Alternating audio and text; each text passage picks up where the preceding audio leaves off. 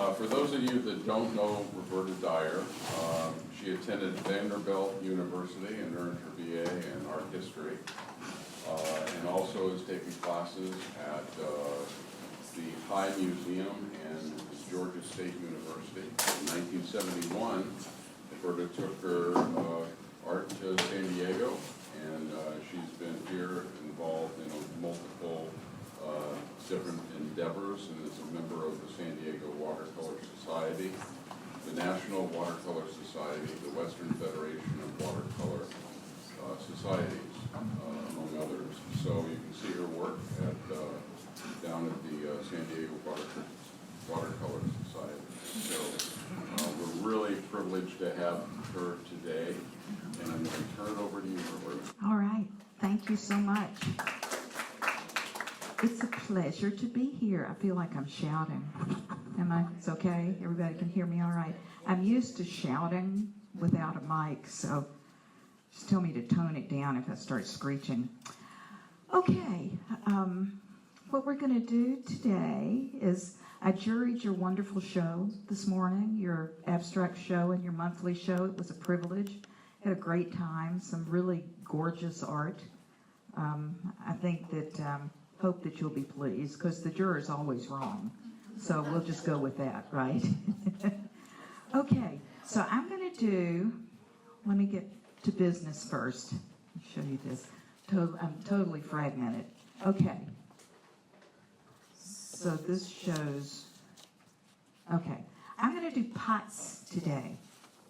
So I brought a couple of setups for you, and I have some prints up here. I may not have enough, so if your neighbor grabs one you don't get, just take a shot of it with your phone, and you can use your phone. So, and you don't have to just paint anything you want. I don't care. I'm going to show you my process.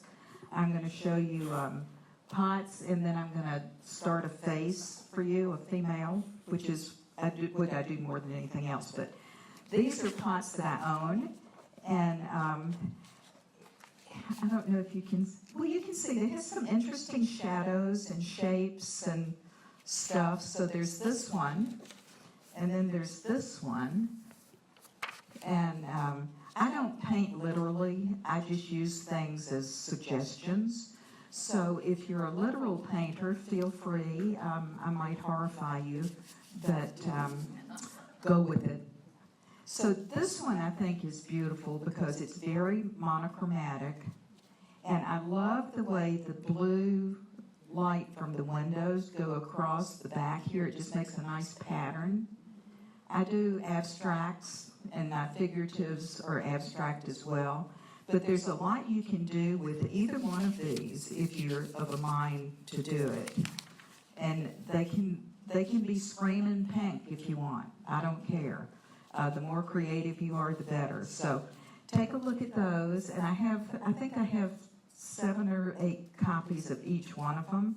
So at some point you can come up and grab the one that you want.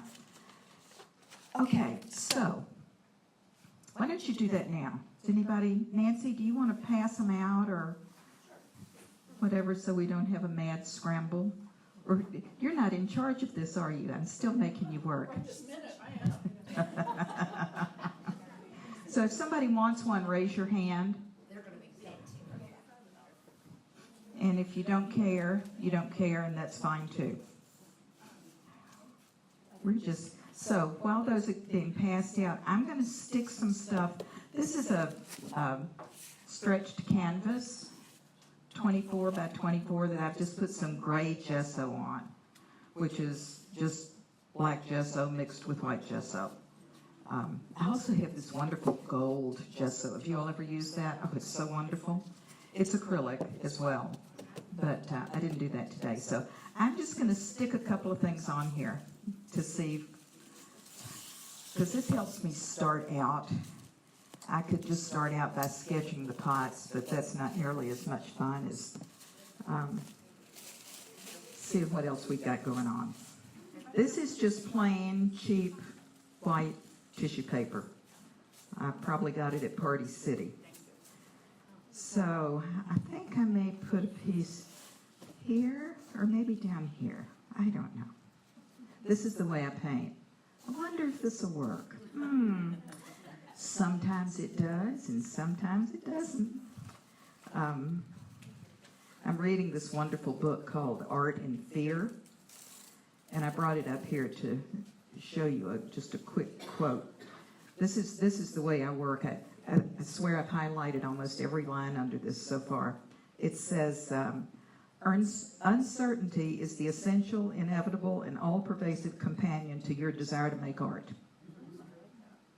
And tolerance for uncertainty is the prerequisite to succeeding.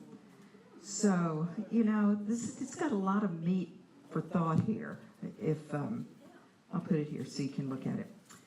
But anyway, if you're not willing to, because, you know, painting, it doesn't go the way you think it's going to in your head. You know, once you get that first mark down on whatever you're working on, you go, that's not where I wanted that, or that's the wrong color, or that's this, that, and the other. And with watercolor, that can really be a problem. That's why I don't do watercolor anymore, because I'm not a planner. So this just works better for me. I use acrylic. I do oils as well, but not traditional application of oils. And this is just packing stuff. You know, you get the stuff in the mail from Amazon and wherever. When you become a mixed media artist, you become a hoarder. So I've got this corner in my studio that's just stacked high with very burnable stuff. Fortunately, I don't live too far. I don't live inland, so I don't have to worry about it. Okay, I'm going to stick this stuff down here just to give myself a little start. I have no idea where any of this is going at the time. I use matte medium. It's an acrylic medium. This is not the bottle it came in. I buy it by the gallon. So I'm going to just put some of this out here. What medium? Matte. Yeah, just matte medium. Yeah, no. I use mostly golden products for no particular reason other than ease of access. There are lots of, Liquitex also is very high-end. A lot of people use Nova, N-O-V-A color. I don't.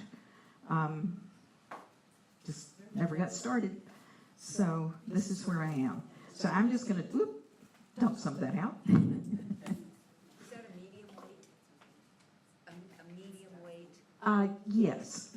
It's just called matte medium. You can get gloss medium, satin medium, or matte medium. And yeah, you can see it's not super heavy. If I were going to put down a piece of collage that's really heavy, I might use a soft gel medium, which is a little heavier.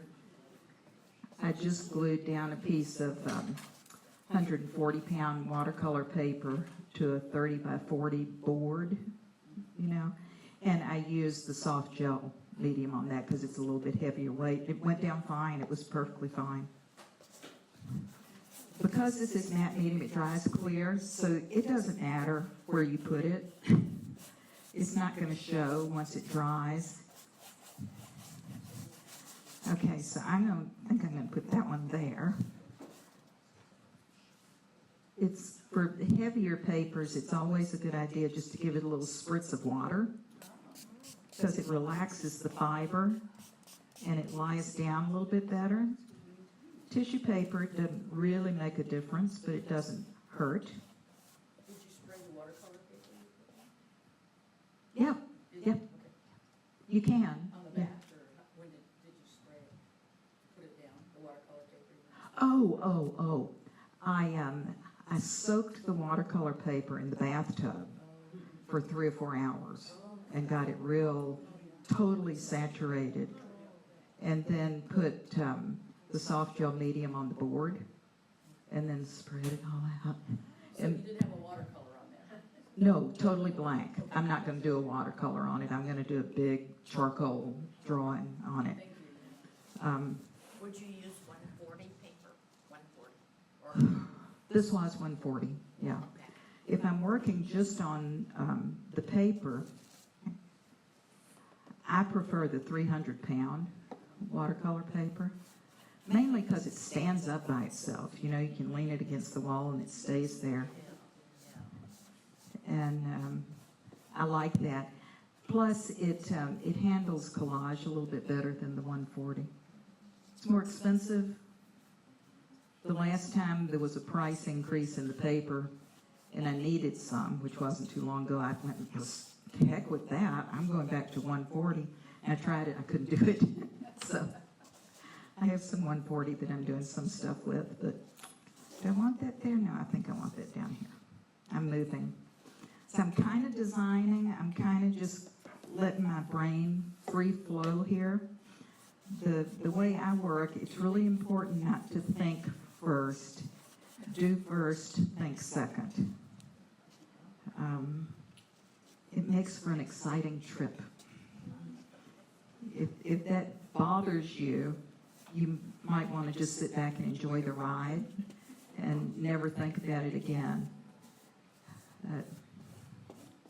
This book I'm reading, Art and Fear, this one, it just talks about everything, about, you know, how difficult it is to be an artist and the self-doubt. It's not just painting, it's about creative people in general. And what was I talking about? I don't know. Oh, these things don't sit well with me. As a rule, It's the glasses and the hearing aid and the thing and the, you know. as a rule, do you gesso your canvases then always before you start? No, Oh, not always. If I want a darker ground, I do. But if I'm starting, you know, just with a white background, I'll just go with the primer on the canvas. So if you raise your hand when you speak out so I'll know where to look when I answer, I appreciate it. But speak up. Don't wait for me to call on you. Okay. So I'm going to let that sit for a minute. I think this could be something. Maybe I should put a third piece, but I think I'm going to go with two. Okay, so Do you ever use the watercolor ground? like the absorbent ground, I do, Do you? but I don't paint with watercolor anymore. So I did, but I found that it just didn't get there intensely enough or quickly enough for me. It's all the glazing and the layering, and you know, I'm more of a slash and burn kind of person, so acrylic just works better for me. I love watercolors. I love other people's watercolors.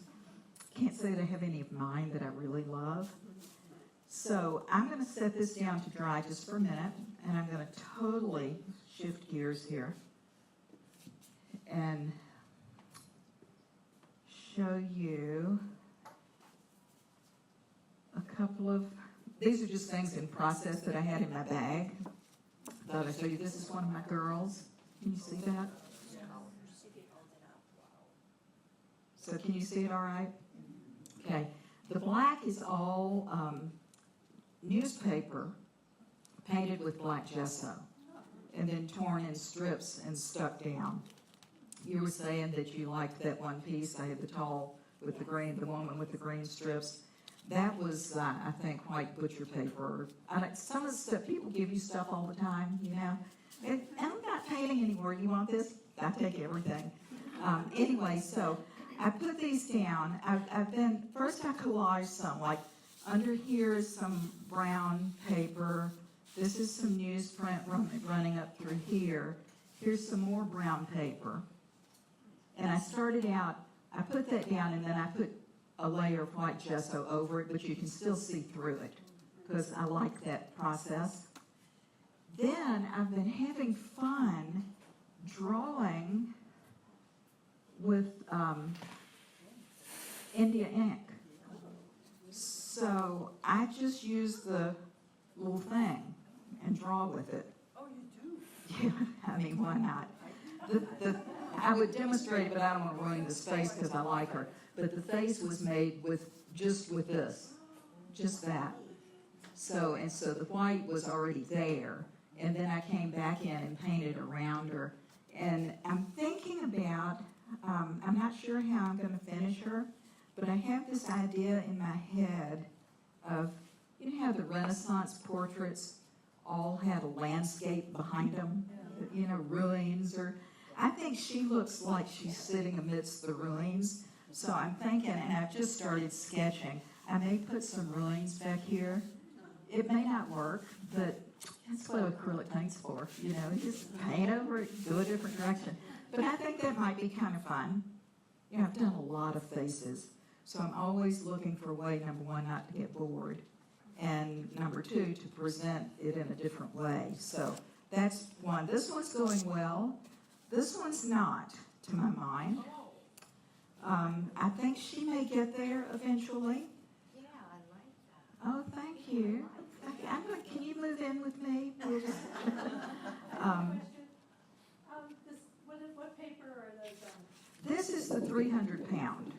And that's why I like it, because it'll just stand up. Watch, it won't do it now. This is 140 pound, and it won't. It has to be, you know, clip. Whoops, did I go away? And is it mixed media paper? No, it's watercolor paper. Sorry. I'm not on, am I on? Oh, sorry, okay, sorry about that. These things, too much stuff on my head. Anyway, so this one started out, and it's my wand. I'm just throwing stuff down there. This was all sort of a Christmas green. I thought I was going to love it. I hated it. Oh, sorry. What is she talking about?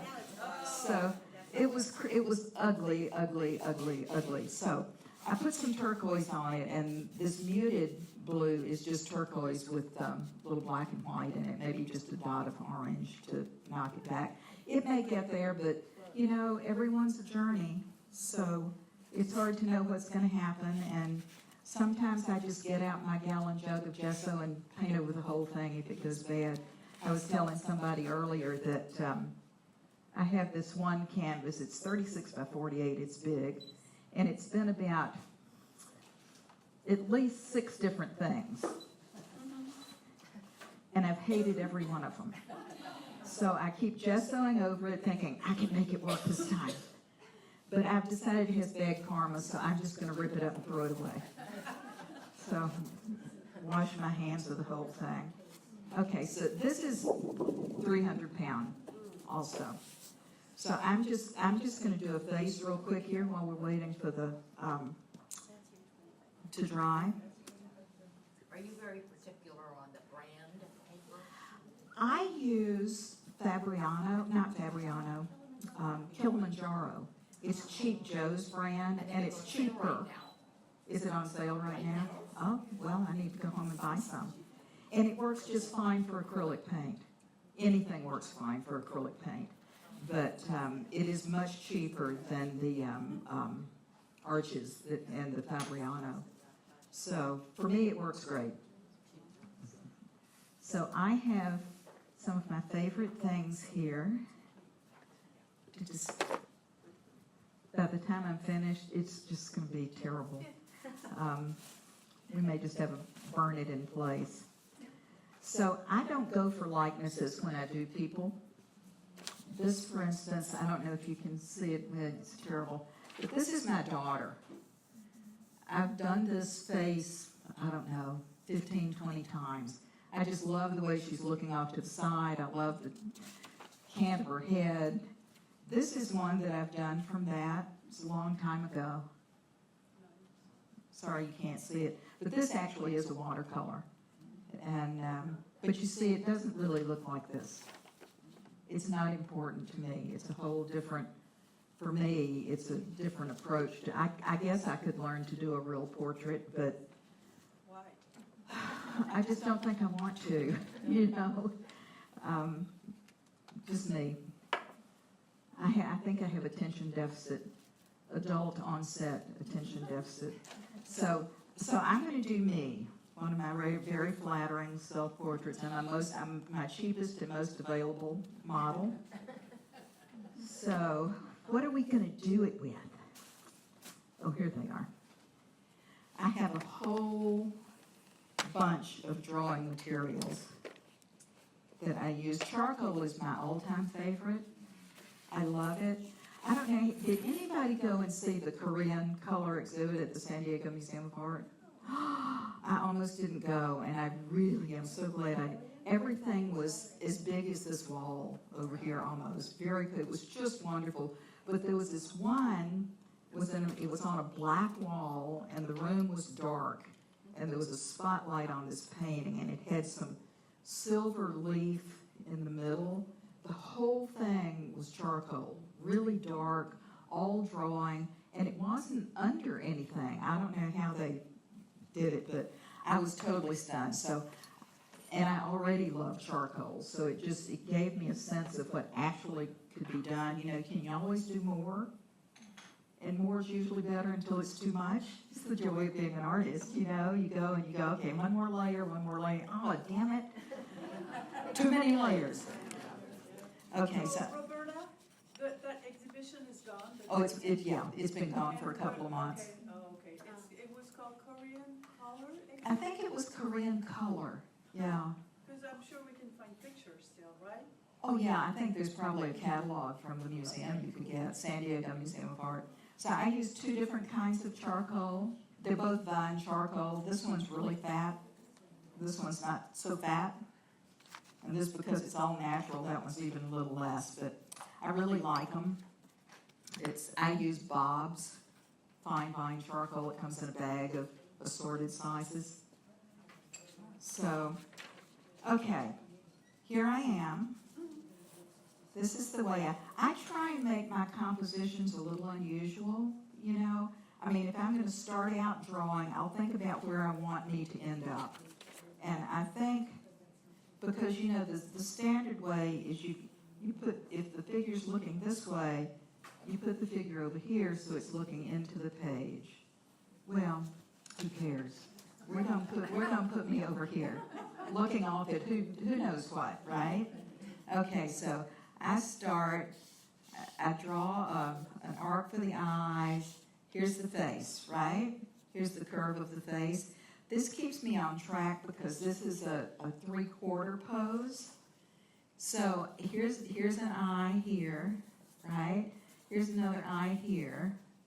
Here's my nose sticking up here, right? Okay, and here we go, mouth.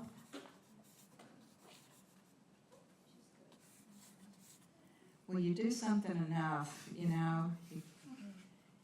Plus, you have to not care. You know, you can't fall in love right away with your painting or you're going to stall yourself out. You're going to go, oh, that line is so beautiful. I got to keep that line. But no, you don't. So just keep on going. Okay, here's this must have been taken back when I actually had eyebrows. Now see, this looks nothing like me, but that's okay, because I'm doing a painting, not a portrait.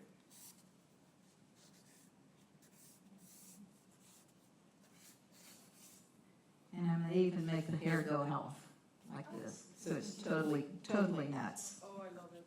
So then, let's see, am I going to put a hand there? I don't think, well, maybe I don't know. I might put a hand here. I've just started a series, having so much fun with it. It's called the 7 Deadly Sins. Can anybody name all 7 of them? I can never recall all of them. Lust, greed, wrath, pride, sloth, and envy. Is that 7? That's 6. Oh, what's the other one? Gluttony. Yeah. So they're all 30 by 40. We'll see a lot, mostly drawing, sort of minimal paint. But yeah, I'm just having a great time with them. We were talking earlier with Nancy and people about getting stuck in your art. Saying, yeah, I'm just in a funk. I don't know what I'm going to do. Give yourself a project like that, you know, and say, okay, I'm going to do a series of ump-de-ump, you know, purple flowers or dirty dishes in my kitchen sink, or you name it, just whatever, and make yourself do one every single day. Not big grand ones, but just, you know, it's amazing how it gets your head back into art. So I've done it. So here she is. Okay, now if I really loved this, and actually I do kind of really love this, before I continue to paint on it, I'll use, this is it's, can you see that? Oh, yes. Liquitex matte varnish. It doesn't smell as much as the other aerosol. It still smells, but it's much, much less and works as well. So while I'm still working, if I wanted to save this drawing, I would put maybe 3 or 4 quick coats on here and then move on, and it protects the charcoal. Is that better than fixative? It's more permanent. A lot of fixatives are workable fixatives, you know, so, and if I don't put a lot of my stuff under plexiglass, you know, I might mount this on a board, and so you have to really protect the finish. So I'll put, once I'm all done with my collage and everything, I'll put 4 or 5 coats of this on it, then brush a coat of varnish on and then it's good to go, you know. But if I think I'm going to put it under plexi, the fixative works just fine for that because you're not brushing across it. You know what I mean? Yeah. So, okay, let's see if our pots are dry. So I know you guys want to paint too. So here she is. I love her. We'll see what happens. For me, this part's easy. It's the finish that's hard for me. 'Cause I can do this. I can get this far. And then I go, well, I don't know. Do I need more? It could be done. It could be done. It could be done. Seriously. Yeah, let's see. One of the hardest things for an artist, and here we're going philosophical, is trusting yourself and your voice, and letting yourself believe that you're good enough. I have a little piece of canvas in my studio that I painted "Own It" on and stuck it up on the wall just to remind me that I really am good enough, that I can own my talent. Because I don't always believe it. Oh, here we are. Okay. So here's this guy. Here's me at rest over here. So I think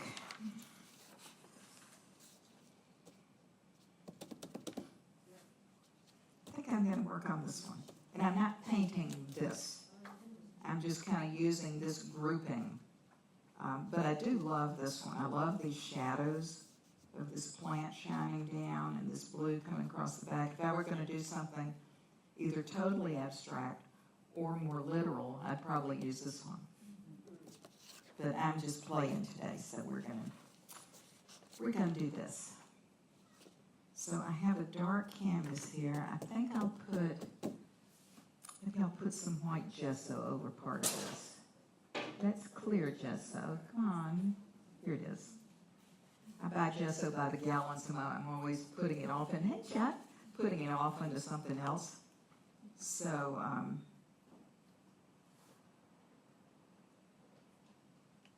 working flat's kind of fun. You can just pour stuff out there. Okay, so here we go. This is called a color shaper. You know, it's a rubber. I like it because, number one, it works real fast for rough stuff like this.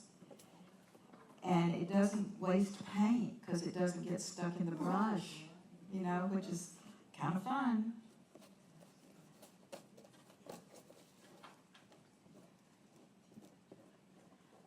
Did you come to learn something, Chuck? You know me, I lack skills.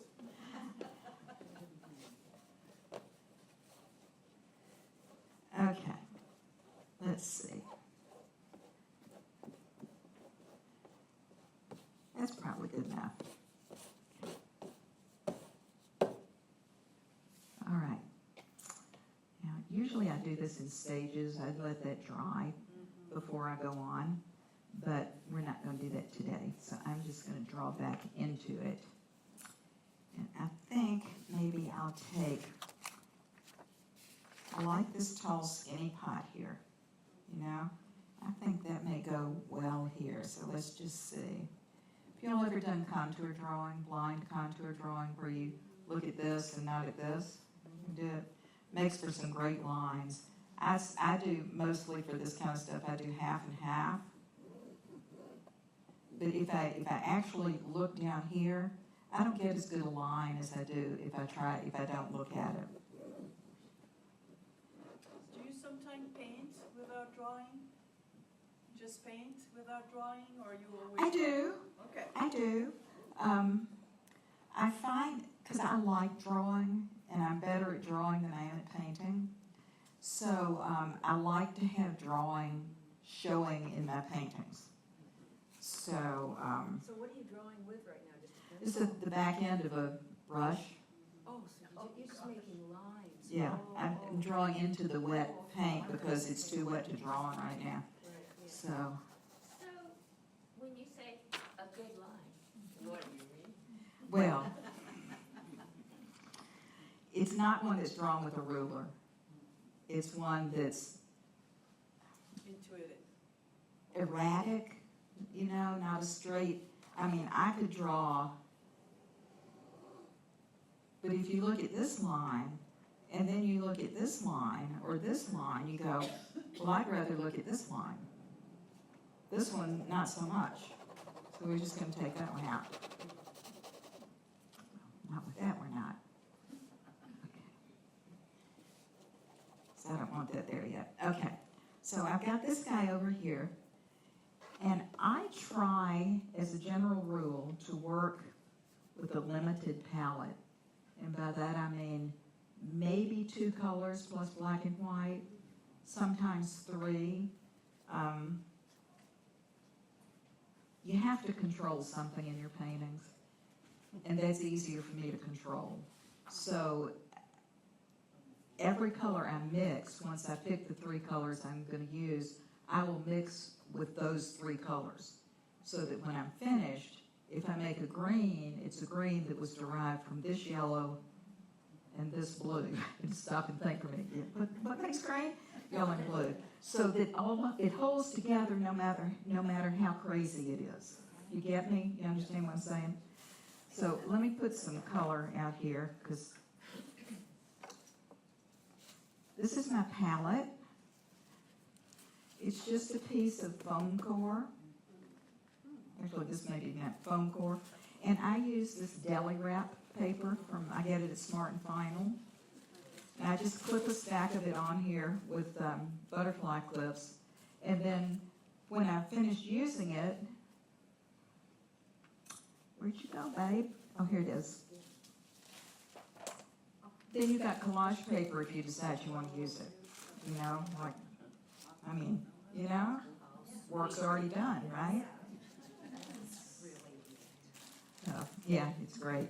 You can do the skins where you paint on plastic and then you peel it off, but you got to get a good bit of paint on there to do that. Okay, we're still wet here. What are we going to do?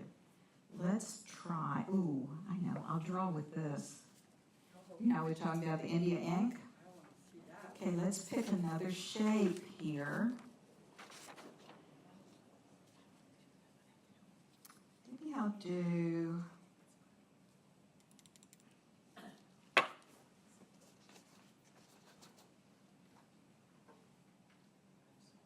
okay, so this is just the dropper for the India ink, right? And see, is that fun? Ah, tell you what. Are you squeezing it? Just barely. I mean, it sort of runs out, but you got to give it a little help.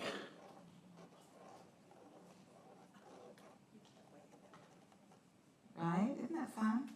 So this is making a tangent. You know what a tangent is, where you have 2 lines that just bump into each other, but they don't overlap, and it creates this tension in your painting. And I don't think I want this to be that tense. God,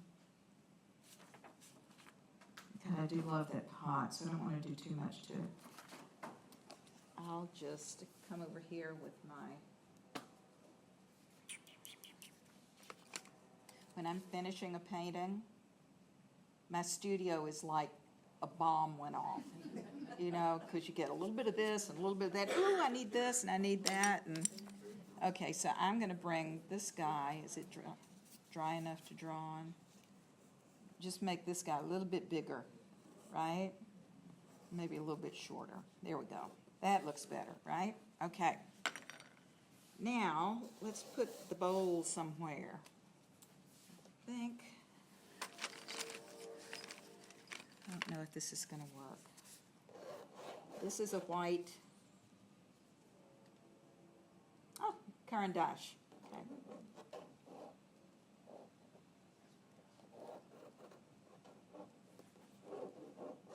It's not going to show. Okay. So what colors are I'm going to use now? I'm going to let that go for now and put out some paint. Are we going to go muted today? Well, this is a great color. Do you remember nickel azo gold? Anybody ever use that? We can't get it anymore. But golden has come up. It's called azo gold. And it's a very reasonable facsimile to the nickel azo gold. And I think only Golden makes it so far. It's probably their trademark. But it's Azo, like AZO. AZO. Mhm. I'll show you. It's a wonderful color. I'll show you. It's so fun. A little more gesso. I use gesso more than I do black and white paint, either black or white. I like to work flat until I'm finished, and gesso is flat, so, and it's cheaper too, so there's that. So this is the nickel azo gold, which is just a gorgeous, I mixed some white with this so you could see it better. But it's a great color, you know, just wonderful. So maybe we'll have this guy be nickel azo. This is a smaller color shaper, still the same thing. You can draw with the edge of it. You can smear paint with the broad side of it.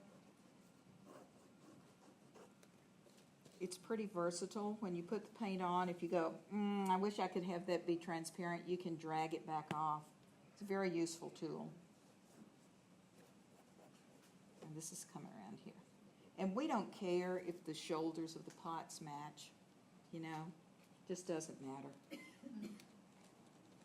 So maybe I'll do white in between. Should we do that?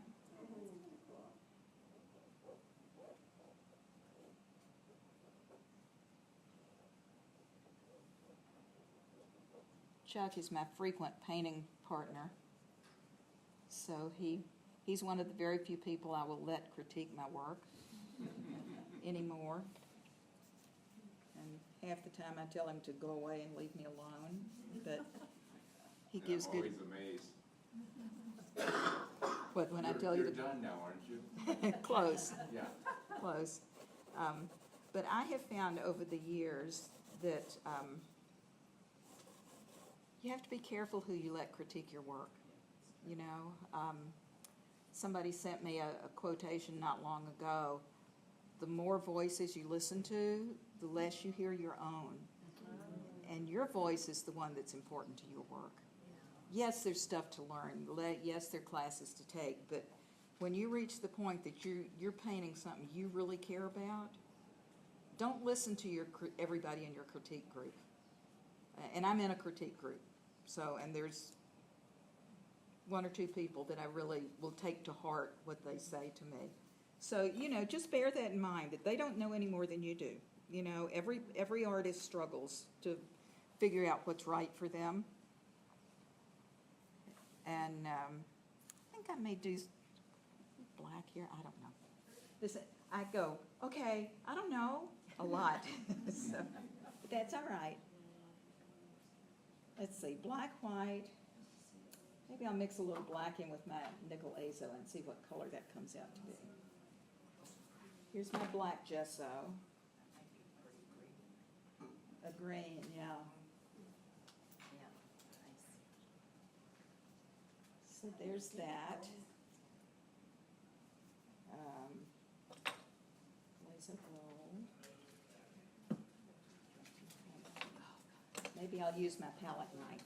I find I don't use these very often, and I don't know why. I just don't pick them up. So I mixed a little white in there first, and you know that a little black goes a long way. How many of you have started out to make just a dab of paint and end up with a quart trying to get enough color back into your, yeah, it's pretty, isn't it? Mixing your own neutrals, I think, is so important. Yes, you could find this color or something close to it out of a can. I mean, out of a tube. But when you mix your own, it's nobody's but yours. So, let's see. Maybe I'll just come down here with this. Wasn't it in the 70s that painting with a palette knife was the thing?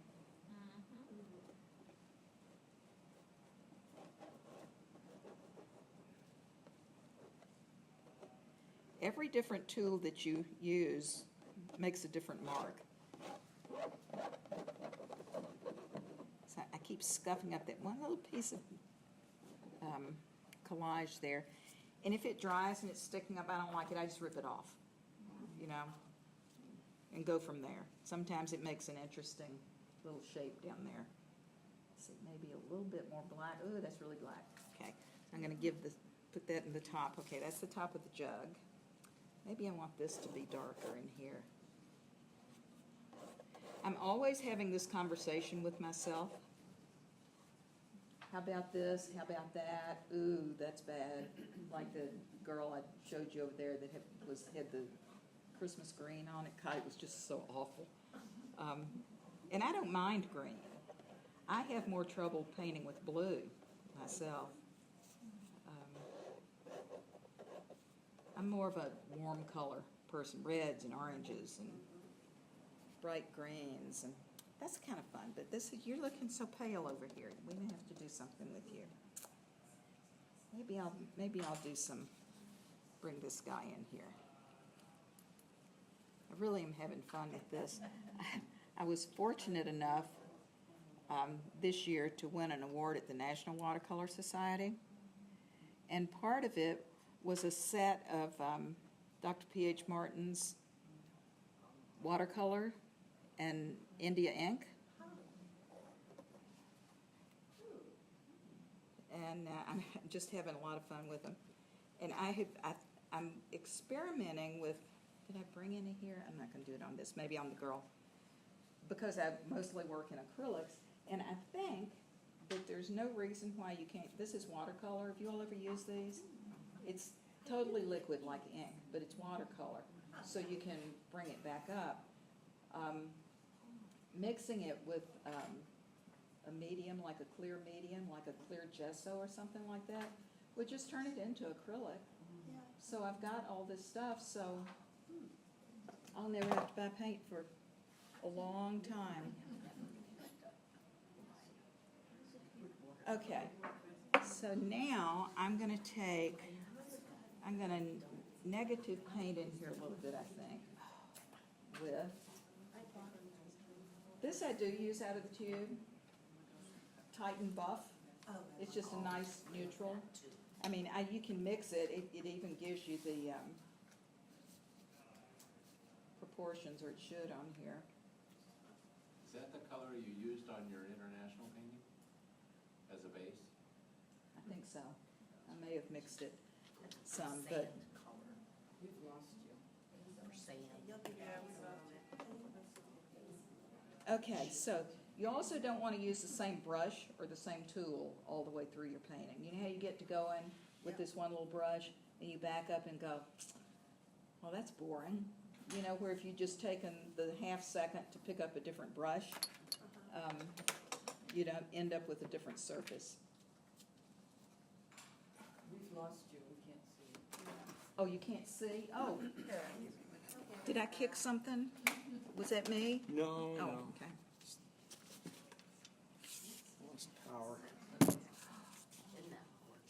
can work sideways. We're good.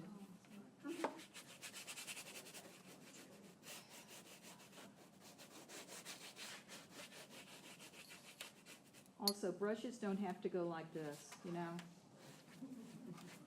If you want to keep them forever, that's probably the best way to do it. But what's the fun in that, right?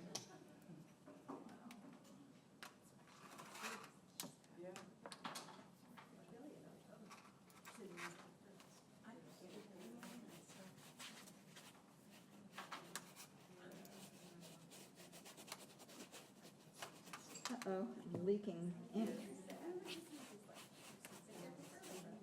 So that's a lovely gray. Not where I wanted to go with this, but we'll come back to, oop, a lot of gray, a lot of black. That India ink's very intense. Actually, looks good.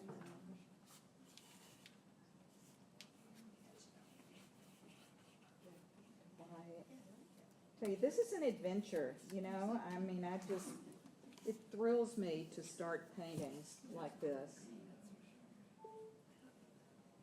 Finding a way to finish them is not always that easy, though, I have to say. Because you do have to bring them home a little bit. Are you back up yet? Roberta, do you always work flat or? I almost always work on an easel. I can do either one, but depending on what I'm working on, oftentimes if I'm going to do a lot of collage, I'll start out flat. And sometimes if the collage is heavy, I put it on, weight it down, and go away and let it dry. Like that piece of watercolor paper I was telling you that the 30 by 40 that I put on a board. I put the glue on it and flattened it out and all that, then put a piece of plexiglass on top and then weighted it down with a bunch of books and went away for 24 hours because I'd soaked the paper in the bathtub, you know, and it was super wet. Worked great. I was quite impressed. Oh, I like the drips. I know, right? Oh, that's right. I should have brought this abstract that I'm working on that's all drips. It's big. It's, I don't know, 30 by 40, I guess, and it's drips, and I put it on, and then I'll turn it this way, and the drips will go this way, you know. I don't think they will. Well, a little bit. They're beginning to turn a little bit. I'm having a lot of fun with it, but you talk about taking time, because you have to let every layer dry. Otherwise, you end up with a mess. I think my horizon line's not straight. I'm having an aneurysm right now.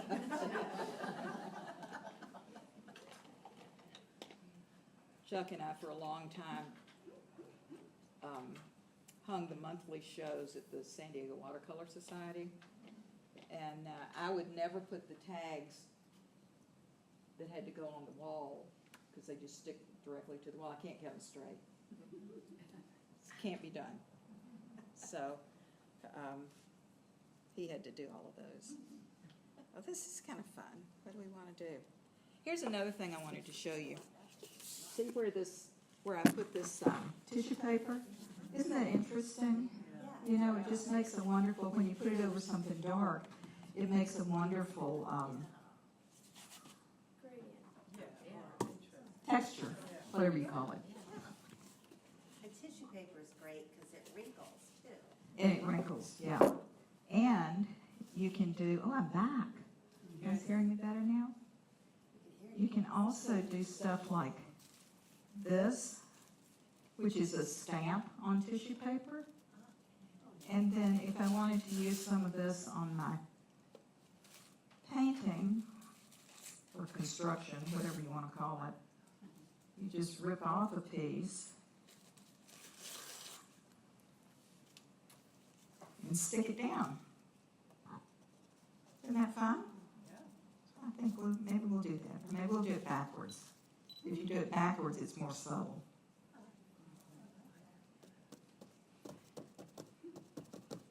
The possibilities are endless when you don't care. mean, I do care. I care an awful lot about my work, but I can't care too much in the process. Otherwise, I'll end up with, I can get real tight if I want to. And I have to guard against that because it's just not the end product that I want. What do you stamp your tissue paper with? Was that with ink or was that paint? That was a stencil, and I used just paint on it. But what's smearing that still is India ink that just does not want to dry. But, so see, that's kind of fun. What else do we need? Do we Can we need some? see it? Roberta, can we see it? Oh, yeah, I'm sorry, I forgot that we're still out of commission here. Oh, yeah. There you're back. Oh, So you're just, okay, we're back. Yay. So nice.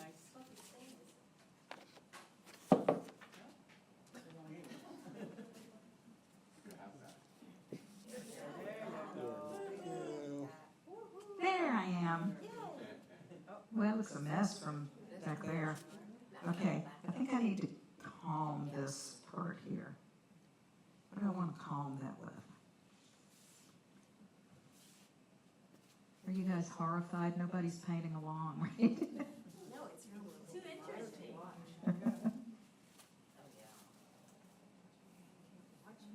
Okay, now to me this is lifeless. It needs something. Often if I'm going to do an entire painting in these muted colors, at the end I'll come back with just a bright pop of something. I tend to go with bright red. So maybe I'll do something like this. That's a crayon? Yeah, this is a water-soluble crayon.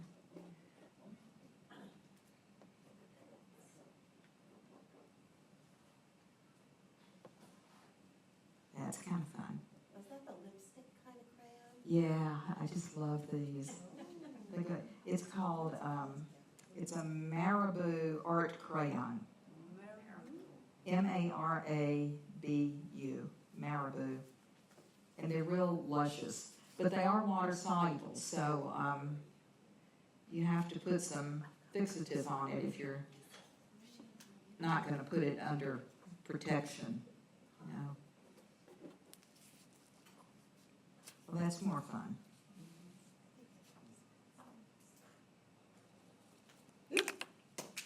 No. We'll get that later. Okay. Too dark. It's too dark. I think maybe this guy, and it's so wet, I can't do anything with it. Let's try. I didn't bring my just regular white paint.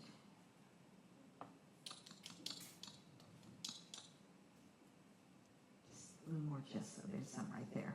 Now I'm just talking to myself. I'm sorry. I should speak up. This is too wet, so I'm just going to paint in between the gesso, the India ink, the black lines, because I want to get some more white in here. Watching paint dry is not fun.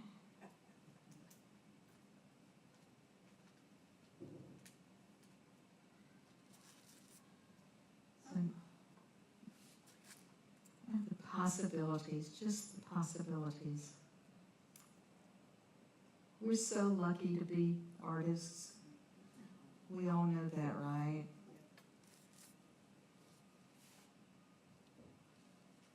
Maybe I'll put some, no, a lot of sameness to this.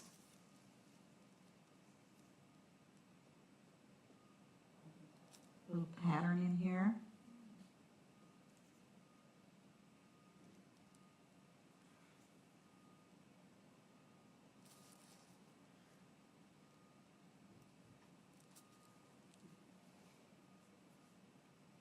I have a friend who's a painter, and she has discussions with her paintings.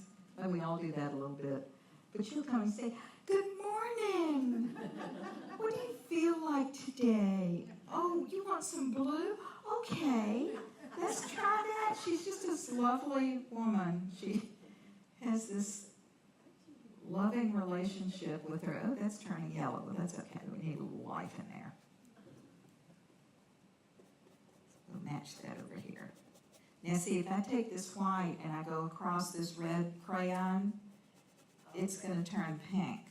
See? You like pink? Who likes pink?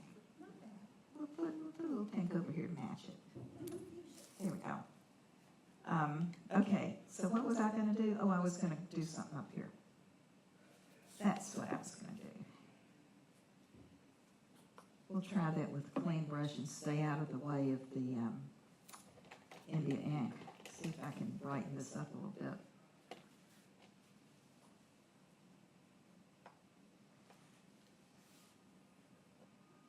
I have started, I've been painting for a while, and some of your paintings are great, some of them are not. I mean, we just have to expect that, particularly, because we're not going to hit it out of the park every time. It's just not human nature. Even if you plan it to the tiniest little last brush stroke, this one's going to be better than this one, and it just is. So I have decided, because I have a garage full of paintings and I like to work big, so I've got my gesso out, and the ones that I would say are, if you're grading on an ABCD scale, the ones that are C or less, I'm painting over them. Number one, have you bought canvases lately? Holy cow. And particularly board panels. I was an artist and craftsman the other day, buying gesso, as a matter of fact, for my project of painting over half my paintings. And I looked at a 40 by 40, which is big, granted, just a cradle wooden panel. Wasn't primed or anything, it was almost $180. I mean, that's pretty pricey.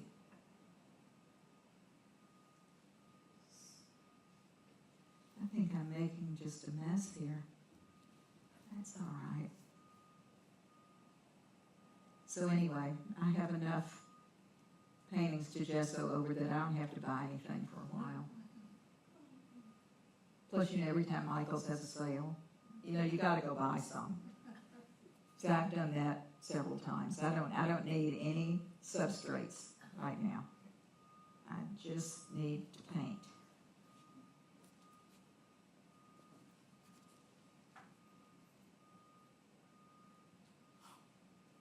I will say this brand brush that I'm using is called Silver, and I have a few of them, and I'm just starting to use them.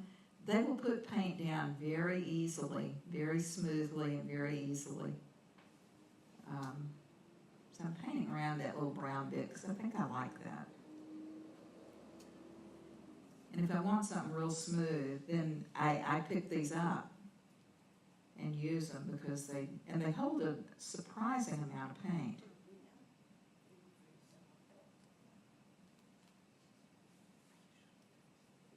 It was another perk of my National Watercolor Society success, which I've been trying to get into for years and years and years and years and years, and I finally got in, and won an award, so all's happy in my world these days. God, that's just awful.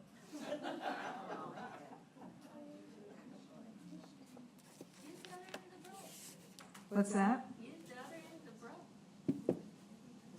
What's awful about it? I don't know. I think I don't like the red line anymore. Or maybe I want to bring this color down in here. Maybe that's the red one I love. Something. It's just a mess still. Okay. I'll keep working. When I'm getting to the point that I think I'm about to finish a painting, because of my process, I'll put it away sometimes for a week and not even look at it. Turn it to the wall. Don't look at it. And then when I come back out, I'll see what I need to do or not. I don't always. Do you sometimes turn it upside down? No, Me neither. I never mean, do. I keep I never hearing, do. you know, you should, and I never do. but it's upside down. You know, if it's a non-representational abstract, yes, I will do that. But if it has something recognizable in it, it doesn't help me to turn it upside down. I could be missing something, but it just doesn't, sorry. I know they say that you should, which is another thing about what they say. They aren't always right. And who are they to tell me what to do? Being sort of a curmudgeon person. Oh, that was wrong, okay. Ah.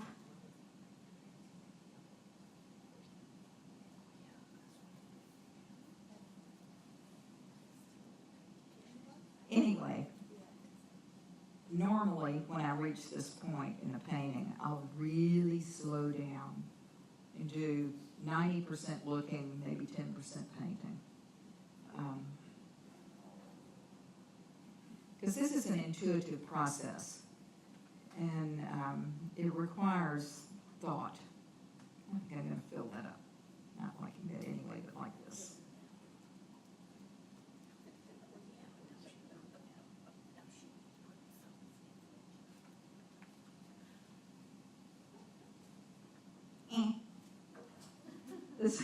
I'd say this one's a C so far. Hopefully we'll bring it up to a B, or maybe even an A. We shall see. So, I work so fast that when I'm doing a demo, I have to sort of extend the time. Not making excuses, but I'm overworking this one. Which is okay.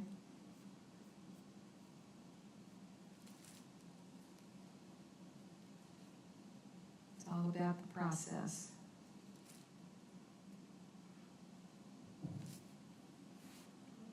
That's better.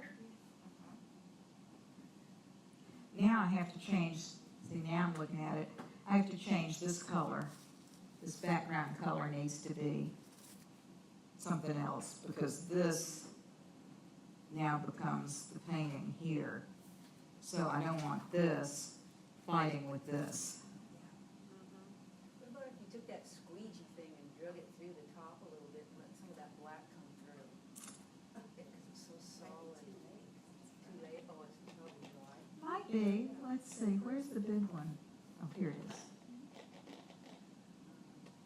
If not, acrylic being acrylic, paint it black, then paint it this color again and drag it through. And you can always get the sander out. You've never sanded your paintings? Oh, look at that. It's pretty dry. Ooh, that's nice and wet. I'm not sure that solves my calming it down issue, but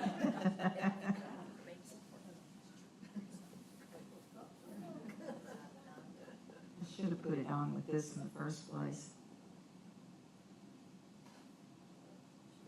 You know, you don't have to use brushes to put paint down. Bob Burridge uses paper towel as much as he does anything. Just puts it down and smears it around. Let's try it. I do it because it does take off a good amount of the paint.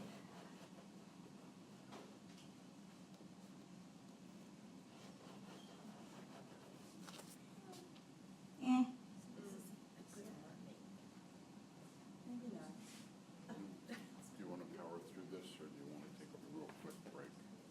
Oh, whatever you want to do is fine. It's up to you. I mean, I'm fine to keep You want to painting. Keep painting? Yeah. You want to keep painting? I'll just make a couple of quick Sure, announcements. yeah.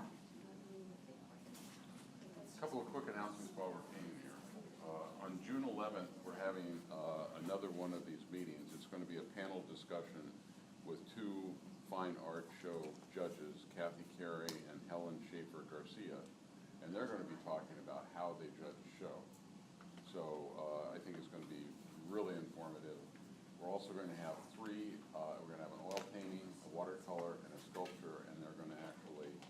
judge it in front of you. So if you guys are upset about how you're judged, Chuck, you can come and hear a couple of judges actually talk about how the process works and how it, so you can ask questions, throw spitwads at them. And then another thing that's coming up in the gallery on June 13th, very quickly, you sign up for a live sketching, drawing with a live model. So it's not going to be Chuck or I. June or July? June 13th. It's coming up real quick. Wow, Okay. oh, that's for sure. It's $25, limited seating. It's going to be at the gallery. Register online. And then the last thing involves Chuck McPherson, who's graced us today, is going to be a part of the open awards show that we're going to have, which is going to be August 4th. Deadline to apply is July 17th, and take-in is August 4th. Chuck is going to be judging along with Lynn Bootner, if I'm pronouncing that right. And in that show, we have Best of Show $175. First place is $100. Second is $50. Third is $25. President's Award is $50. So enter online for that as well.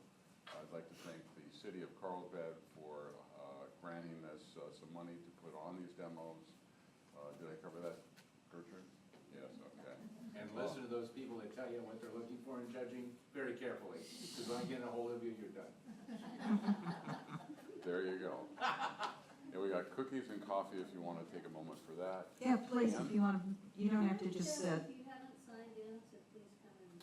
Yeah, we need you, get credit for you. If you haven't signed in, please do so before you leave. And last and final is the raffle for today. This fine piece of artwork right here, $1 a ticket. $5 gets you 6 tickets, and that's in the back. If you want to take the back of the box there. Now, how did you come up with that color?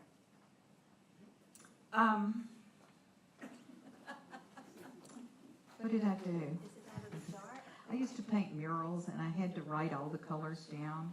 I kept a file on each of the murals with all the colors. And I even kept the palettes, so if I had to go back, if the roof leaked or whatever, I could remember what I did. So it was cad yellow medium and Liquitex naphtha red light. Oh, okay. I just like the colors. Yeah. I could have used cad red light just by itself, but I don't have it, so I just added some yellow, and it's very similar to the same thing.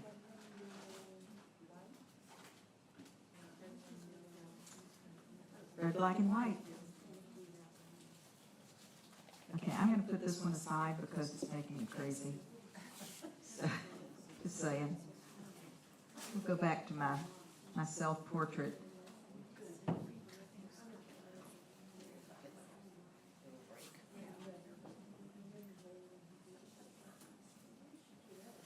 Actually, that's looking better now. My pots are looking better. I may get rid of that piece of tissue paper. You have to know when to let a wonderful thing go, because it doesn't work with the rest of the painting. So you want me to hold it up again? So I'm thinking I may let this go. Tissue paper's cheap. So I think I may just make this all, and then maybe I'll put stripes up here. That's not bad. Yeah, it's the shape that doesn't work. Yeah, you're right. This is the point at which I have to go away, just stop looking at it for a while. So I normally have 2, 3 to 10 things going on at the same time. It's because, like I said, I'm just totally ADD anymore. I can't focus. So, so I have all this stuff going on, and well, I've got all this red mixed up. Maybe I'll give me some red hair. Think.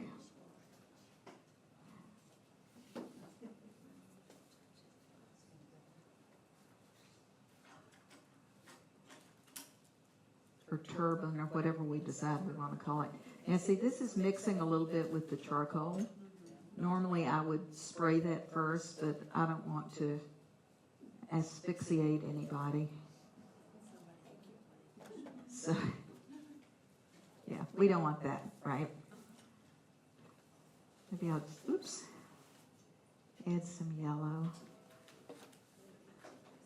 First time I ever saw anybody just squirt paint on the canvas like that, I was taking, this was a long time ago, I was taking a life painting class from Ken Goldman at the Athenaeum. It's probably a good 25 years ago. And there was a woman in the class who obviously had took the class every time it came around. She was very comfortable there, and she brought in this big canvas, and she had a card table, I think, and she put it down on the card table, and she just started squirting paint all over it, you know, and it was a figure. I can't remember if she had it drawn or not. And she just looked so free and liberated. I looked at her and I said, I want to be her. So ever since then, when I can do this, it just makes me smile. And I think of her. I don't think I ever knew her name. But see how happy I am when I can paint with red?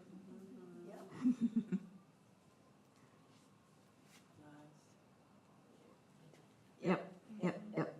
We're happy now.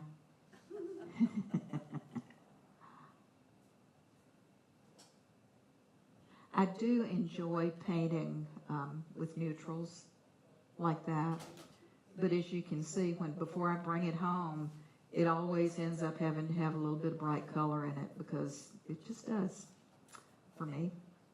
I like that.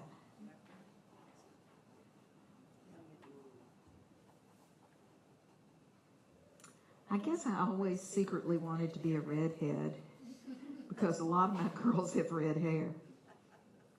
I was doing a demo at the fair one time. This was a long time ago.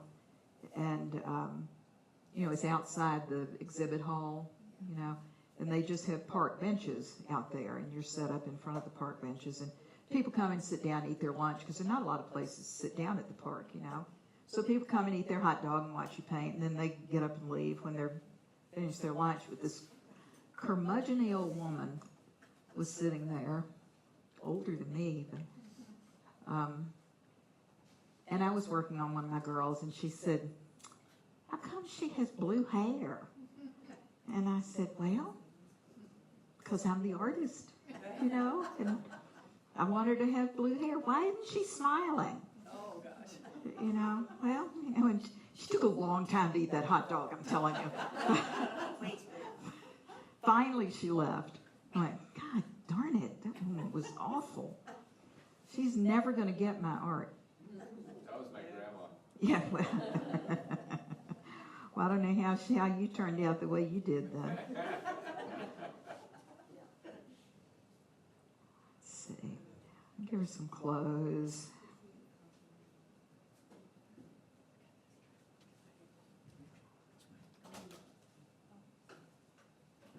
Oh, I like her. Now, see, I can't. I have the worst time putting down a brush that has paint in it. When I'm at home, I keep a canvas stuck on my wall, and I'll just clean my brush on it. Oh, that's a good idea. Yeah. Or a piece of paper, or even a small canvas, just so that you have something. How many easels do you have up on your? I just have one easel. I have a work table, and I have an easel, and I've got a big wall that I just tack things to. I was going to talk to a contractor one time, and I said, I want to be able to paint on this wall. Would you put up like a big piece of plywood or something? He said, Roberta, just use the wall. Drywall is easy to replace. I went, oh, you can do that? You have those moments. I could do that. So I did that, and it's just wonderful fun. What else do I? Oh, this is a fun thing that I'll show you. This is a good spot to do it. Anybody ever used one of these? It's a needle drawer. Needle drawer? I think that's what they're called. Anybody? Is that what they're called? I So this little top unscrews. Yeah, I've got that, but it's. Can you, oh, I should do it over here.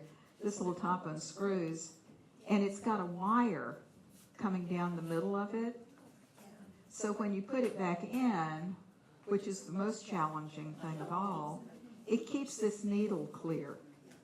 So that it's, and then you can just draw with it. Let's And see. you fill. Whatever color paint you want. You mix, okay. Yeah. I thin mine down a little bit so it'll make it through this little tiny opening, you know. So then you can just draw with it. Isn't that fun? That is great.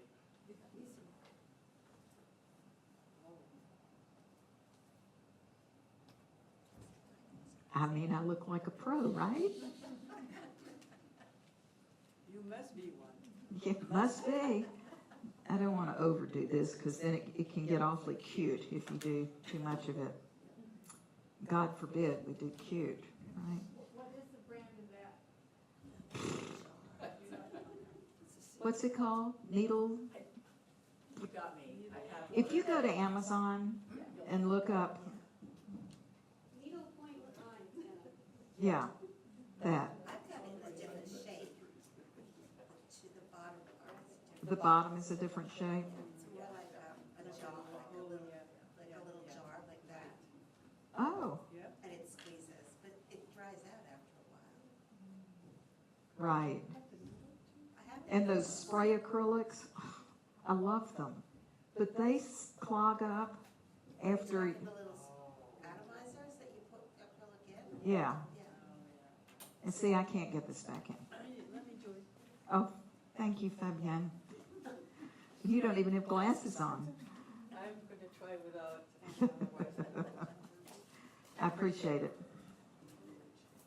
Okay, so I could stop here. I mean, I kind of like it the way it is, you know? No, I have glasses.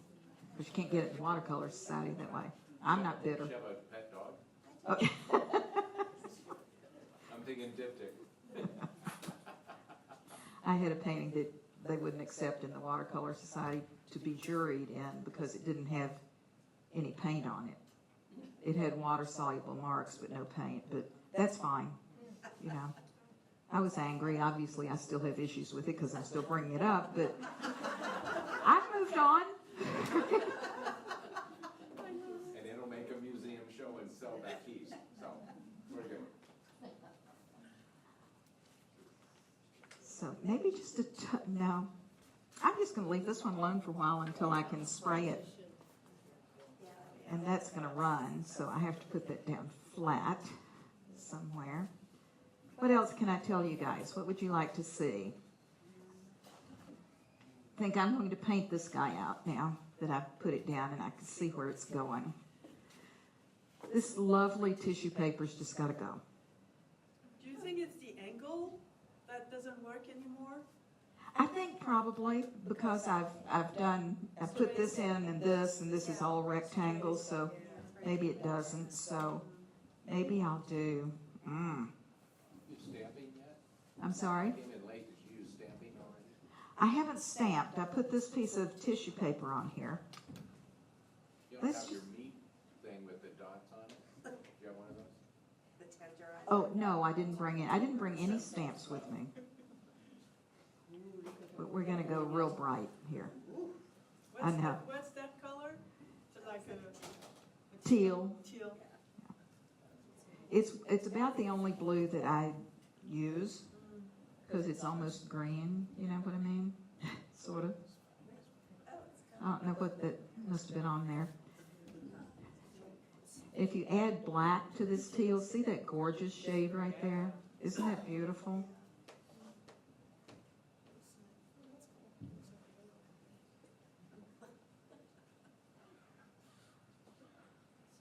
Neutralize it, huh? Yeah, it does. Black will gray things down, obviously. Mixing its complement with it, as you well know, will gray them down too. So, I was going to do a pretty monochromatic, neutral tone painting here, but gosh, that hasn't worked out, has it?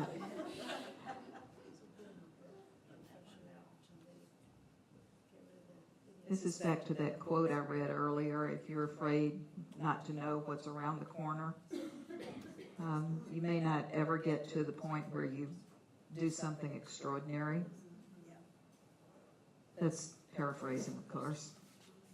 Ooh, it's kind of fun.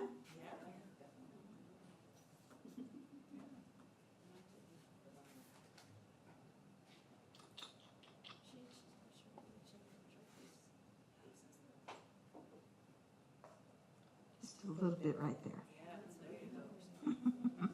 Now you're saying, ooh, I'm happy again. Ooh.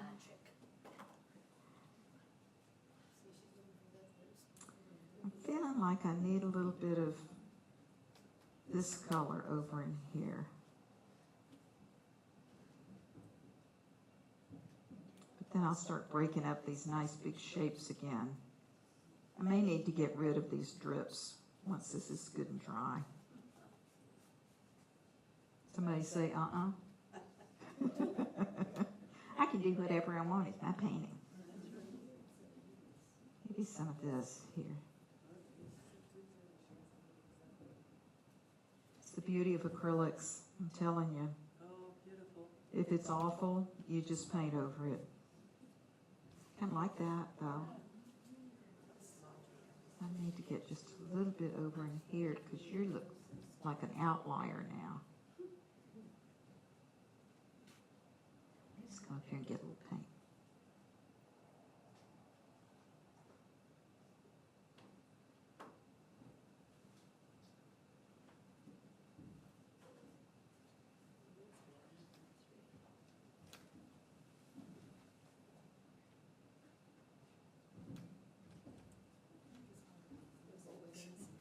I tell you, I'm leaving town at 8 o'clock in the morning. Flight out at 8 o'clock. Yeah, so I'm half crazed at the moment. Where'd you go? Idaho to see my son. He lives in Sandpoint, which is almost to Canada. Really? I'd say we should get him together, but he's married with kids. How about your daughter?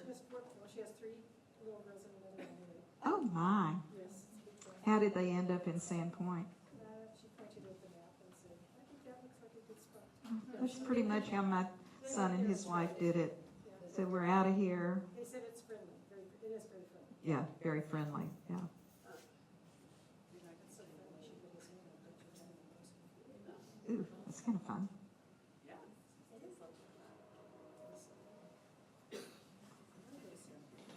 I don't know. This me being honest, I have no clue if this is done or if it's terrible or so I have to live with it now for a little while. It's very close to being overpainted. Thank you. See, you're the one who's going to come live with me.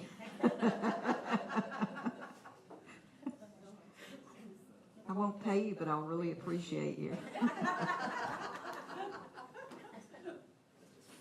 Maybe once it's good and dry, I may come back in with some pencil and just make some drawing marks. What are you looking at, Fabienne? I was the blue was. Too much blue? No, well, it's not my paintings. That's all right. I'll listen to your voice. I'll just shut you off if I don't like what you say. Yeah, I would definitely bring some pattern in the blue. Into the blue. I could stamp some tone on tone. No, the red is too close to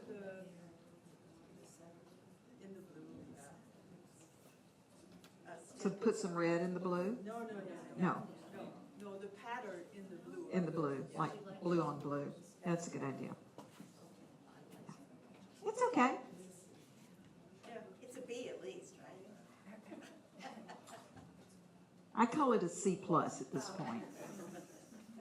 We'll let it dry. You know, when watercolors have to dry before, because they lighten so much. Acrylics have to dry too. I mean, you may think, but if you leave them alone for overnight, they just look different the next day. And I don't know that if it's because I'm not looking at it for a day, but I think the paints settle. I agree. Yeah. And all right, what next? I'll Should have brought more stuff to work on. Working so fast. I don't want to mess with that one. I can show you. What's that? Oh, here's a piece of paper. Let's see. I'll show you. These are fun. If you've never seen these, I love these. It's called Art Graph. Anybody ever used Art Graph? Karen has. Anyone who studied with you uses art. I love it. It's a great way to start a painting. It's ARTGRAF, Art Graph. It's a water-soluble pastel, is what it is. So I'm gonna, you can see this, okay. I think maybe another face. Let's do Katie this time. Where is she? I love this. I've also started doing a series from family photos that are not portraits, you know. But this was my mom's 100th birthday. This is my mom. And this is my daughter. I'm sure she's looking over at her brother going, what the hell, you know? But I love her expression. So I'm just going to do a quick little contour type drawing rather than the slashing charcoal one, because that's interesting too, sort of a blind drawing. You know how to do that, you guys? So you have a shape.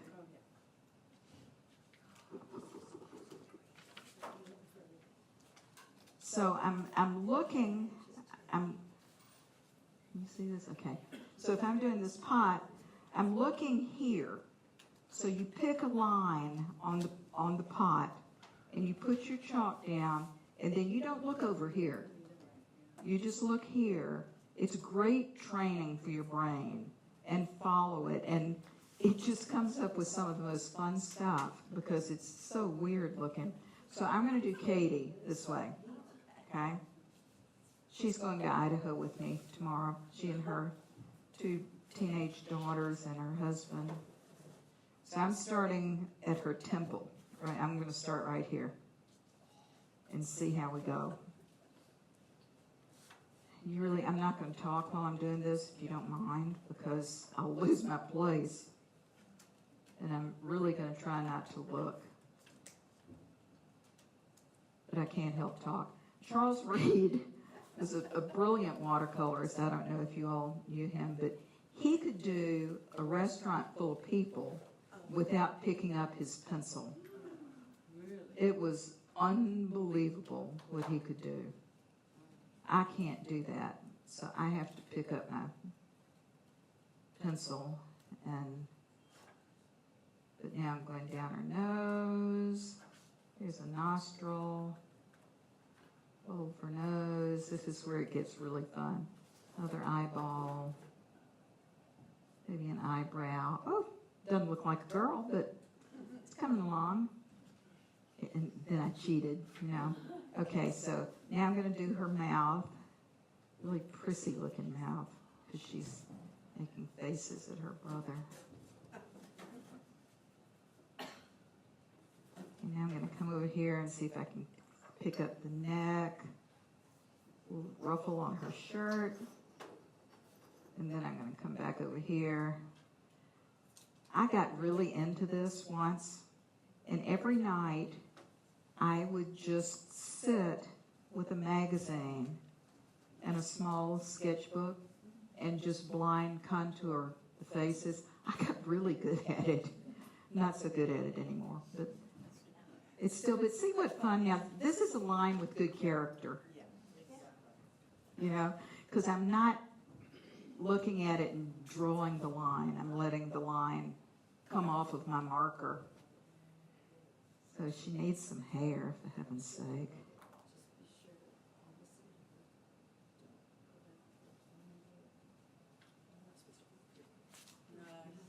Yeah, see, isn't that fun? Okay, now, because I was going to show you the art graph and I got lost doing this other thing,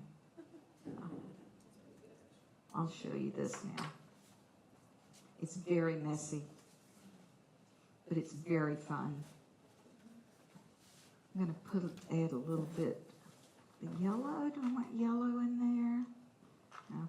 They come in colors too. I find I don't use the colors. For some reason, I just don't like yellow and blue and red. The white's kind of fun.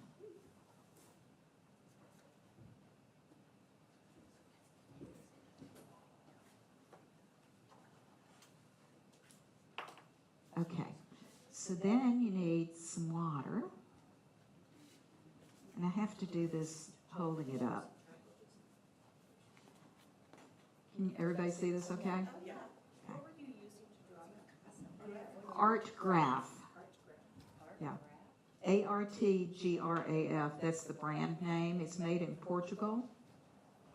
It's like a crayon, water. It's a water-soluble pastel. It's like a Conte crayon, but it's water-soluble. Just so fun. I know, it's got the O factor.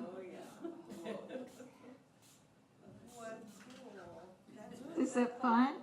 You talk about, I don't know how to start a painting. Just do this. That's what, the sepia one? I don't know. Probably a burnt, what? The red one. Anybody? Burnt umber? Not burnt umber. Like a burnt sienna. Like a burnt sienna. And the yellow one is like a iron oxide. Yeah, You I've know. got that. Is that just the most fun? Yeah. It's amazing how much What are those called again? Art graph. How much what? how much art activates. Yeah, yeah. So you can't be too afraid of your painting if you start it this way. You know, you can't get settled in. Oh, I love that. What am I going to do with that? I'm going to have so many starts once I get home. They'll go in that stack. You know, oh God, what am I going to do with it now?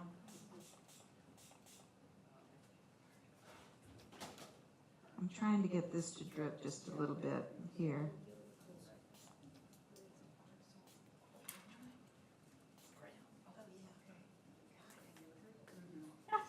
So fun. Oh, that is fun. I mean, if you can't have fun, what's the point, right? And fun comes in a lot of different ways. I mean, some people are having fun when they're planning, meticulously planning their painting, which is there's nothing wrong with that. It's my head just won't go there, so I have found a way to do other things. I'm sure some of you all have heard this story before, but I was taking a workshop from Alex Powers. Beautiful drawer. Oh, gosh, he's dead now, sadly, but he was just a grumpy old guy, you know. And I was taking this workshop from him, and I had just gotten back into town. I'd been back to Tennessee to see my mom. She wasn't feeling well, and I was all sideways about that. And I forgot to get all my materials ready for the workshop, and out there I was working, and it was crazy. And about the second day, he came over, and he said I'd just gotten fed up trying to paint the way he was trying to teach us to paint. So I was drawing some stuff, and he came over and he said, you know, you're not much of a painter, but you draw pretty well. I went, what do you mean I'm not a good painter? So I went home, and it took me about, you know, you take a workshop, and it takes a few weeks for it to settle in. And I thought, you know what, he's right. I do draw better than I paint, and I draw pretty darn well.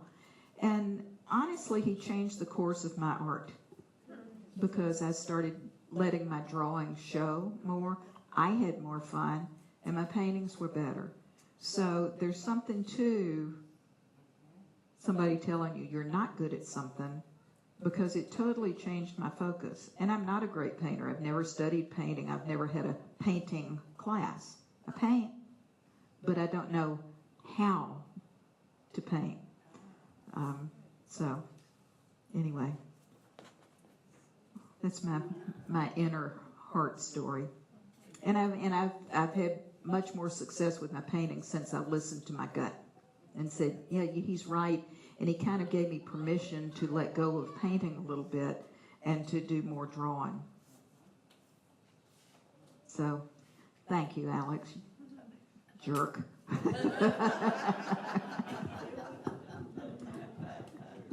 And you know, it's interesting because he's not the only one who was in that workshop who he really helped in a negative way and changed her art too, Julie Anderson. Because she was struggling and struggling and struggling, and he kept coming over and saying, no, no, no, no, no, no, no, no, no, no. And she was very frustrated. And finally he came over, and she's a planner. She's one of those people who plans everything. And so she does these value sketches before she starts painting, and she uses like magic marker on tracing paper, something like that. And she can draw really well, and she can paint too. She's a great colorist. And he was going, hey, why are you so grumpy? And she's going, well, you're not giving me anything, you know, come until the end of the day. And you're. So he was sorting through, and he said, you should do something with these. These are really good. And they were and she said, but they're just value studies on tissue paper. And he said, you should mount them on something and use them. So she did, and now she does like full sheet. She mounts the tracing paper on the paper, and it gives this wonderful texture, and then she paints it. Nobody's paintings look like her. So she and I both had to grudgingly say thank you to Alex Powers. So there's value in taking workshops, even when you think you hate it. I don't take so many anymore. I do think it's possible to take too many workshops so that that's sort of the back to, if you listen to everybody else's voice, you forget to hear your own. And after you've taken enough, you kind of know what you're looking for. You know, you're though, I'm never going to do that. That's totally a waste of my time after you take it. And it just helps. But it helps to focus. It's fragmenting for a while, and then you start to think, well, I don't like that. I'm not taking that workshop. This I'm really interested in, and this is a maybe. And you start to eliminate them, and then you find what you really want to do. There was a story about Georgia O'Keeffe, you know, before she found her voice. I'm just drawing on this now while I'm talking. She was a very frustrated artist. She had just about given up painting. Started out real traditionally. And she decided she'd give it one more shot, and she took all of her paintings, and this was before iPhones where you could just do it digitally, and lined them all up against the wall and went by every one and picked out the ones that she thought spoke her voice. And it helped her find her direction. And she was pretty good at it.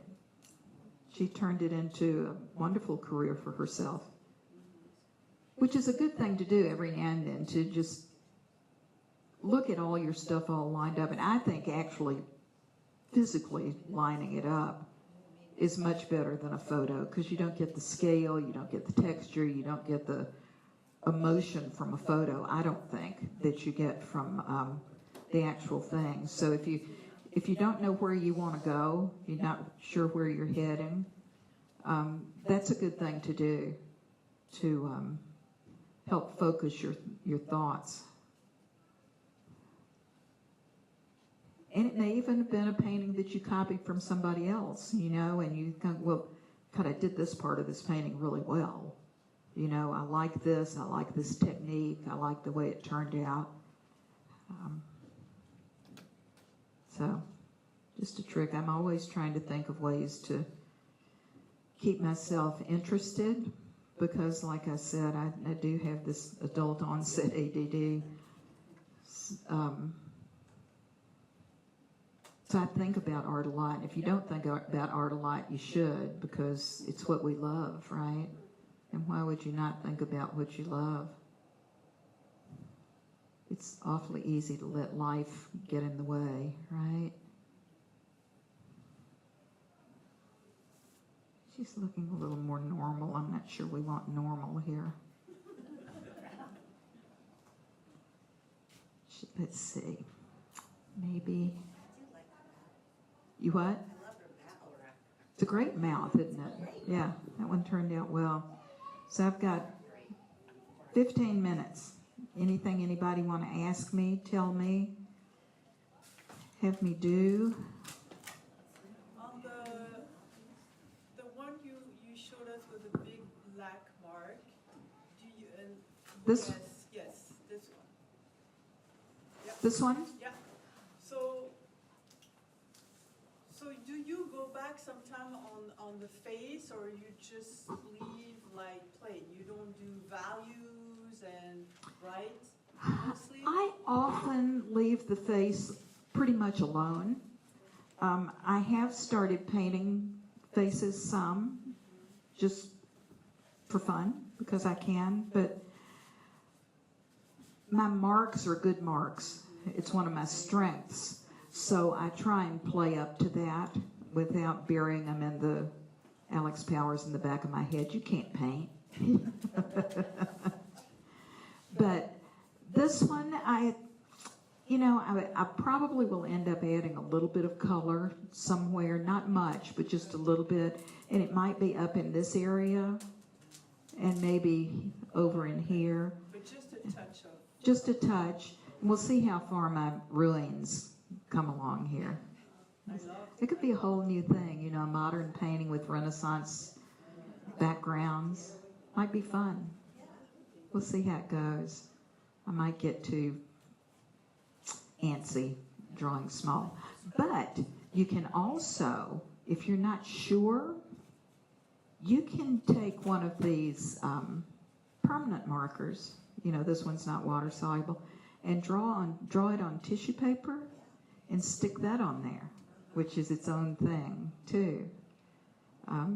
Because then it ends up looking, I don't think I have anything here that's got that on there. Let's see, here's a little piece of tissue paper. Oh, I quite like her, just saying. Girls have always been my thing, drawing girls out, women. And my husband used to say, "Why are you always drawing angry women?" And I said, "Look in the mirror, honey." I didn't. We had a great relationship. But, life's not always happy. Somebody's got to draw the truth, and I like to think that I draw women who are strong, not angry, but maybe facing challenges and on the cusp of handling it, because that's what we do, right? I'm sure men do that too, but okay, so this is a piece of tissue paper, and this is a pen. So if I'm going to do ruins, I'm going to draw, what are the fancy columns? Corinthian columns? This is my art history. Corinthian, Ionic, I think. Corinthian. Okay, so I'm going to draw one of these columns, okay? Okay, I'm running out of tissue paper. Here, this is just a little bitty piece. So and here's a broken down wall with a, whatever. Okay, now I can take this once it's dry, and where is she? Come here, darling. I can create a whole scene and then just collage it on there. Might be fun. I was going to just do it in pencil, but I'm not feeling the pencil. I think I want it to be in the background, but I think the black lines are going to be better. And then the tissue paper, obviously, will mostly disappear because this is a lighter background. Did I answer your question at all? Yeah, well, the first part you did, and then you shift to this, but I like this too. Yeah. Yeah, this is cool. So yeah, like right now, I can get picky with this, and this is when you ruin your paintings. 'Cause I've done it a million times. She really needs some hair. Go, no, she doesn't. Leave her alone. She looks fine the way she is. She's making a statement here. Could give her a turban. And when I start picking at stuff is when it goes away. So I work real fast This whole thing took me, I don't know, 20 minutes maybe. So you have a value in the face done by the collage you have underneath. Actually, Right, half of the right. face. That's newsprint. That's a Yeah. newspaper under there. Yeah. Yeah, so it shades part of her skin, her face rather. You can do stuff like, Chuck asked me if I brought my stamps, which I didn't. It's a great way to easily add texture. I have some giant ones that, if I wanted some texture somewhere, rather than drawing it in, I could just stamp it in. But, and when you do collage and stuff, I mean, this I probably won't do anything to because I want it to be in your face. But most of the time when you put collage on, you want to set it into your painting a little bit. You know, you don't want it to look like it's just stuck on the top. So that's something to think about. And I don't think I have anything that I've done. No, I don't have anything else. Unless I have my ugly girl here. She's going to be beautiful by the time I finish her. No, I don't have any collage on this one. But I could do like, let's see, I drew these in, which give these ovals, and then painted over them real thinly. And this gives something texture. You can also do that with a stamp that you make, or a stamp that you buy. It doesn't make any difference. A toilet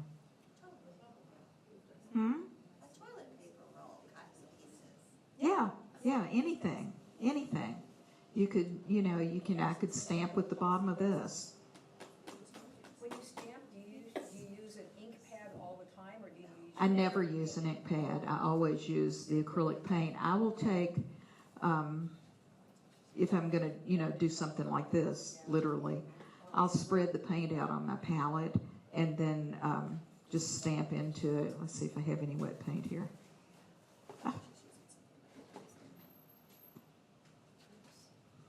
Where do we need a circle? We just need a redo on this whole painting. Okay. This is not going to work. I don't have enough wet paint here.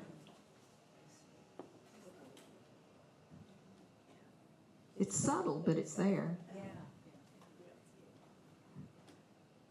We'll give her a ring that size. Nope, not going to do it.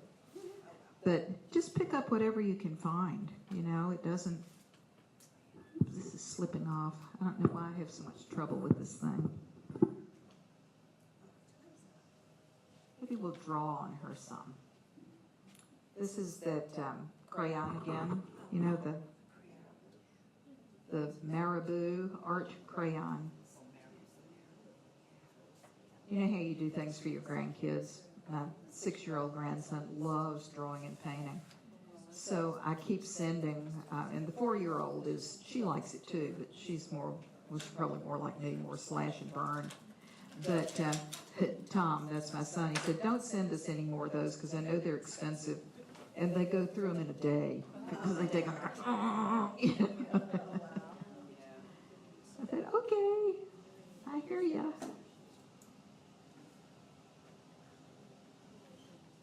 We'll give her some pattern on her dress.